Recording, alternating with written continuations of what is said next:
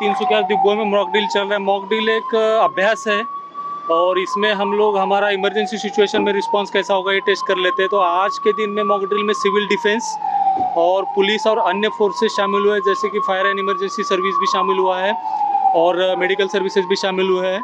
बाद में जो गवर्नमेंट से जैसे डायरेक्शन आया कि मॉक ड्रिल और चलेगा, उसमें लोगों का भी हम शामिल कर लेंगे। और आज इसी मॉक ड्रिल में हम लोग ब्लैकआउट भी कर लेंगे, जो एक युद्ध के दौरान हो जाता है, उसका भी एक अभ्यास हो जाएगा। तो ये गवर्नमेंट से जैसे डायरेक्शन आया कि मॉक ड्रिल कंटिन्यू होता रहेगा इसके बारे में। तो अभी ये तिनसुकिया में यहाँ पे मॉक ड्रिल चल रहा है। म्यूनसिपाल्टी का जो बिल्डिंग है उसमें बॉम्बिंग होने के बाद रेस्क्यू ऑपरेशन कैसे करेंगे, विक्टिम को लेके हम लोग हॉस्पिटल में कैसे जाएंगे, आग कैसे बुझाएंगे, इसके बारे में इसका मॉक ड्रिल हो रहा है।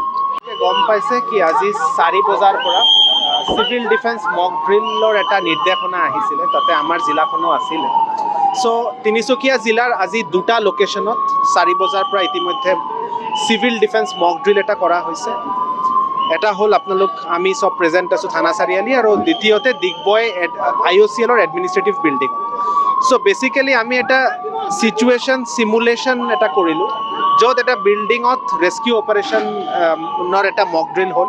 চ' ভেৰিয়াছ ইমাৰ্জেঞ্চি ৰিলেটেড ডিপাৰ্টমেণ্ট যিমান আছে, চিভিল ডিফেন্স, DDMA, হেল্থ, তাৰপিছত fire and emergency service, municipality সবে ইনভলভ হৈ আছে। ইনভলভ হৈ পেলাই এইটো জাষ্ট এটা চিমুলেটেড চিটুৱেশ্যন কি আমাৰ প্ৰিপেয়াৰ্ডনেছটো কিমান আৰু কেনেধৰণে মানে আমি এই চিমুলেটেড চিটুৱেশ্যনটো হেণ্ডেল কৰিছোঁ।